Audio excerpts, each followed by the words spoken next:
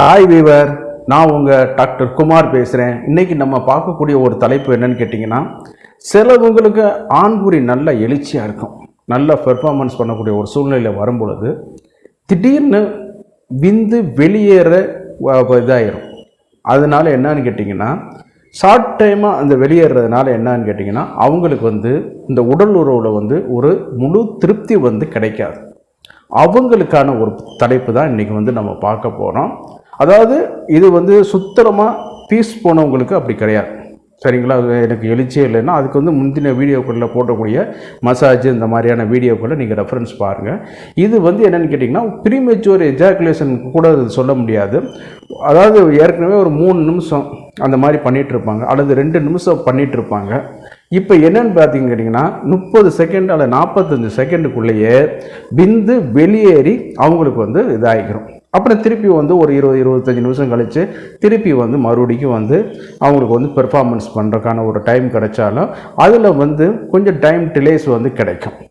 ஆனால் சிலவங்க நினச்சிட்டு இருப்பாங்க, இதில் பார்க்கும் பொழுது ஃபஸ்ட்டு செமன் குவான்டிட்டி நம்ம இதில் ரொம்ப அதிகமாக இருக்கிறதுனால தான் வச்ச உடனே வருது அப்படிங்கிற மாதிரி நினச்சிட்டு இருப்பாங்க. ஆனால் இளமையான காலகட்டத்திலையோ அல்லது முதல் தடவை பண்ணும் பொழுதோ இந்த மாதிரியான பிரச்சனைகள் வராது. கவனித்து பார்த்தீங்கன்னா, சிலவங்க சின்ன வயதில் சுய இன்பம் பண்ணுவாங்க. அப்போ பார்த்தீங்கன்னா அந்த இதெல்லாம் பார்த்தீங்கன்னா 3 நிமிஷத்துக்கு மேலேயே இருக்கும். அப்போ என்னன்னு கேட்டிங்கன்னா, இந்த திருமணம் முடிஞ்சு அல்லது இந்த மாதிரி நாட்பட்ட உடல் உறவில் இருக்கும் பொழுது இந்த ஷார்ட் டூரேஷன், நான் சொல்கிறது ப்ரீமெச்சூர் எஜாக்குலேஷன் கிடையாதுங்க, ஒரு ஷார்ட் டூரேஷன் இதில் அந்த விந்து வெளியில் வந்துடும். இதுக்கு என்ன ரெமெடி நம்ம இதில் அப்படின்னு சொல்லி நம்ம தேடி பார்க்கும் பொழுது அதில் சில ஒரு மருத்துவ குறிப்புகள் நம்ம இங்கே முன்னெடுத்து உங்கள்கிட்ட சொல்கிறோம்.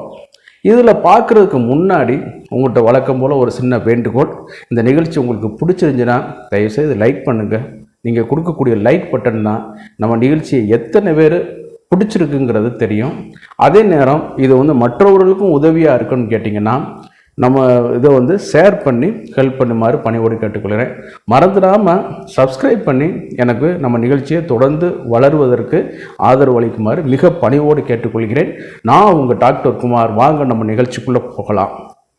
பொதுவாக பார்த்தேன்னு கேட்டிங்கன்னா, பெண் குறிக்கு உள்ள வெஜைனாவில் இருக்கக்கூடிய பிஹெச் லெவல் அதிகமான லெவல், மைனஸில், அதாவது அசிட்டிக் நேச்சர்.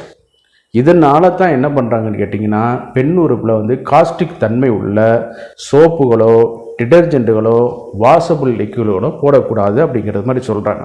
இப்போ எதுக்கு சார் இந்த டாப்பிக்கை நீங்கள் பேசுகிறீங்க அப்படின்னு சொல்லும் பொழுது, ஒரு ஆண் குறி ரெகுலராக அந்த மாதிரி பேசேஜில் போய் கொண்டு வரும் பொழுது இந்த அமிலத்தன்மையினால் பாதிக்கப்படும். நல்லா பார்த்திங்கன்னு கேட்டிங்கன்னா, அதில் இருக்கிறது 4.5லேருந்து 5.5 வரைக்கும் அதனுடைய பிஹெச் தன்மை இருக்குது அப்படிங்கிறத சொல்கிறாங்க. இந்த அமிலத்தன்மையான ஆற்றல் தான் நம்ம இதிலிருந்து போகக்கூடிய செமனுடைய மியூக்கஸ் மெம்பரினை கரைப்பதற்கும் எக்ஸசிவாக உள்ள குவான்டிட்டியில் உள்ள இதுகளை அதை மடிக்க செய்வதற்கு இது ரொம்ப யூஸ்ஃபுல்லாக இருக்குது. இந்த அசிட்டிக்கில் நாள்பட நம்ம ஆண்குறி போய் கொண்டு வரும் பொழுது இந்த தன்மையினால் பாதிக்கப்படுமா இல்லையான்னு கேட்டிங்கன்னா, நிச்சயமாக பாதிக்கப்படும். இதில் என்னென்னு கேட்டிங்கன்னா, அன்றைக்கி அறிவியல் பூர்வமாக கேட்டோம்னா அது இல்லைன்னு சொல்லுவாங்க. இதுக்கு தான் நம்ம சித்தர்கள் என்ன சொல்லியிருக்காங்கன்னு கேட்டிங்கன்னா, வாரம் 2 முறை பண்ணுங்க அப்படிங்கிற மாதிரி சொல்கிறாங்க. இன்றைக்கி அதை விட்டால் முடியுமா? யாராலே அது பாசிபிளே கிடையாது, சரிங்களா? டெய்லி பண்ணணும். இளமையில் உள்ள அது நம்ம ஒவ்வொரு மனிதனுடைய விருப்பம், அது நம்ம தலையிடக்கூடாது. ஆனால் அவர்கள் சொன்னது வாரம் 2 முறை பண்ணணுங்கிற ஒரு நேச்சர் என்னன்னு கேட்டிங்கன்னா, இந்த அசிட்டிக் நேச்சர்னால் பெனிஸில் உள்ள அந்த திசு இருக்குது பார்த்திங்களா, அது ஒரு வகையான நம்மளுடைய நாக்கு, உள்நாக்கு, உதடு போன்ற ஒரு அமைப்பு உள்ள மென்மையான ஸ்பாஞ்சி டிஷ்யூஸ், சரிங்களா?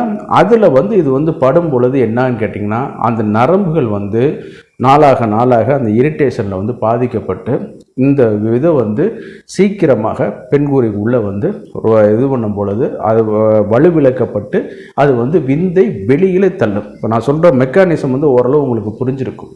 சிம்பிளாக நான் சொல்கிறேன். நீங்கள் வந்து நம்ம விரல்களுக்கு வந்து நாணயங்களை வந்து ஐடென்டிஃபிகேஷன் பண்ணக்கூடிய ஆற்றல் வந்து இருக்குது. வச்சுட்டு நீங்கள் கண்ணை மூடிட்டு தொட்டிங்கன்னா அதே இது வந்து நல்லா வந்து விரலை வந்து ஒரு நல்ல ஒரு 20-30 தடவை இது பண்ணிட்டு அந்த இதில் தொட்டு பாருங்கள், மரமரப்பு தன்மை தான். அதே மாதிரி தான் ஆண்குறி வந்து உள்ளேக்கு போயிட்டு பல முறை ரப் பண்ணி வரும்பொழுது இந்த அமிலத்தன்மையினால் பட்டப்பட்டு என்னாகுன்னு கேட்டிங்கன்னா அது வந்து இந்த மேலே உள்ள நார்மல் ஸ்பாஞ்சு இதெல்லாம் இதாகிட்டு அந்த ஆண்குறி இது வந்து என்னான்னு கேட்டிங்கன்னா கருப்பாக மாற ஆரம்பிச்சிடும். நல்லா கவனித்து பாருங்கள். நம்ம சிறிய வயதில் ஆண்குறி எடுத்து பார்த்தோம்னா சிகப்பு அல்லது வந்து கொஞ்சம் வந்து அடர் சிகப்பு கலரில் வந்து இருக்கும் அந்த அந்த கிளான்ஸ் பெனிஸ் ஆனது. ஆனால் நாளாக என்னான்னு கேட்டிங்கன்னா இந்த சுய இன்பம் பண்ணுறவங்களுக்கு கூட அந்த கருப்பு கலர் வந்து வராது. ஃப்ரீக்குவெண்ட்டாக இந்த மாதிரி உடல் உறவுல இது பண்ணக்கூடியவங்களை பார்த்திங்கன்னா அது வந்து கருப்பு கலரில் மாறி ஆரம்பிச்சிடும். காரணம் வந்து அந்த மேலே உள்ள டிஷ்யூஸ் வந்து பாதிக்கப்படுவது தான் காரணம். அதனால் என்னன்னு கேட்டிங்கன்னா இந்த நரம்புகள் வந்து கண்டக்டிவிட்டியில் தான் இது வரும்பொழுது ஈஸியாக வந்து பிரெயினுக்கு வந்து சிக்னலை கொடுக்கப்பட்டு விந்தை வந்து வெளியில் தள்ளி கொடுக்குது. ஆனால் அவங்களுக்கு வந்து ஆற்றல் வந்து அதிகமாக இருக்கும். அதனால் என்னன்னு கேட்டிங்கன்னா அது வந்து அவங்களுக்கு தெரியாது. இது வந்து நாள்பட அவங்களுக்கு வந்து எழுச்சியிலையும் சரி ப்ரீமெச்சூர் எஜாக்குலேஷனும் சரி கொண்டு போய் விடுவதற்கு வாய்ப்புகள் வந்து அதிகம். சரி சார், இதுக்கு என்ன சார் ரெமெடி அப்படின்னு சொல்லி வரும்பொழுது பார்த்திங்கன்னா நல்ல கிராமப்புறங்களில் கிடைக்கக்கூடிய தூய பசு நெய் எடுத்துக்கிறங்க. பசு மாட்டோட நெய். ஏன்னு கேட்டிங்கன்னா இதனுடைய புரத கட்டுமானமும் அமினோ ஆசிட்டும் ஏறத்தாழ நம்மளுடைய இதுக்கும் ஒத்து போகிற அளவுக்கு இருக்குது. அதனால தான் பசு நெய்யை வந்து உணவில் சேர்த்துக்கொள்ளப்பட்டது. இதற்கான நிறைய காரண காரியங்கள் இருக்குது.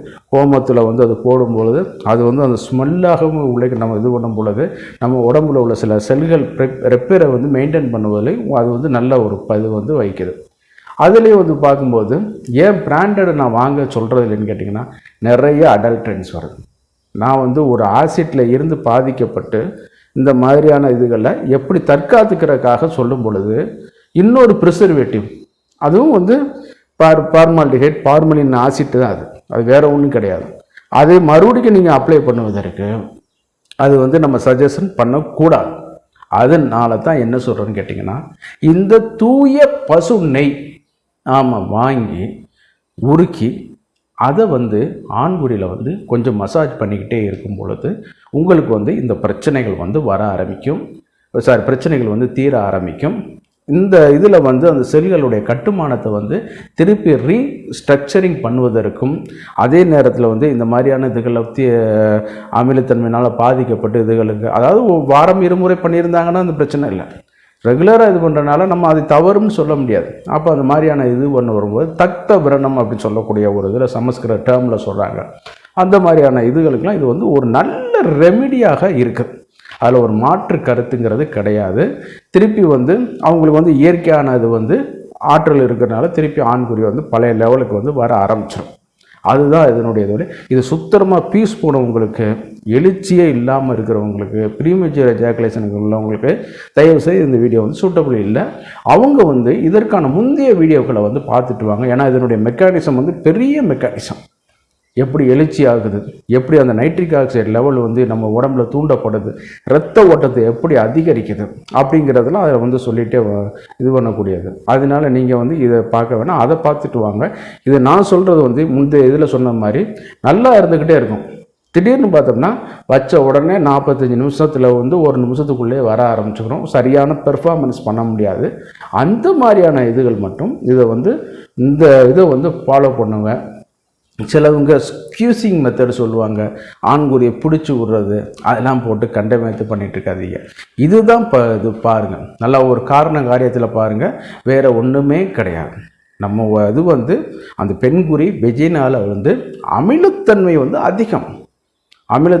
அதிகம். அது வந்து அவங்களுடைய ப்ரொடக்டிவ் நேச்சர். அதில் வந்து நம்ம வாரம் 2 முறை பண்ணி ஒரு கண்ணியமாக இருந்தோம்னா ஒன்றும் இல்லை. நம்ம வந்து மாதம் 2 முறை கூட இருக்காமல் இருக்கிறதில்ல. அப்போ ரெகுலராக பண்ணும் பொழுது அது என்ன ஆகும், இட் இஸ் ஒரு ஸ்பாஞ்சி டிஷ்யூ, நர்வஸான இது, இரத்த தந்துவகிகளால் எழுச்சியை வந்து உண்டாக்கப்படக்கூடிய ஒரு திசு. அப்போ வந்து என்னன்னு கேட்டிங்கன்னா நம்ம தான் அது வந்து பாதுகாக்கக்கூடியது. அப்போ இந்த பசு நெய்னால் மசாஜ் பண்ணி பாருங்கள், உங்களுக்கு சிறந்த ஒரு இது கிடைக்கும். வழக்கம் போல் இந்த நிகழ்ச்சி உங்களுக்கு பிடிச்சிருந்துச்சுன்னா லைக் பண்ணுங்கள், மறந்துடாமல் சப்ஸ்கிரைப் பண்ணி எனக்கு ஹெல்ப் பண்ணுமாறு மிக பணிவோடு கேட்டுக்கொள்கிறேன். நான் உங்கள் டாக்டர் குமார். மீண்டும் ஒரு நிகழ்ச்சியை சந்திப்போம். நன்றி, வணக்கம்.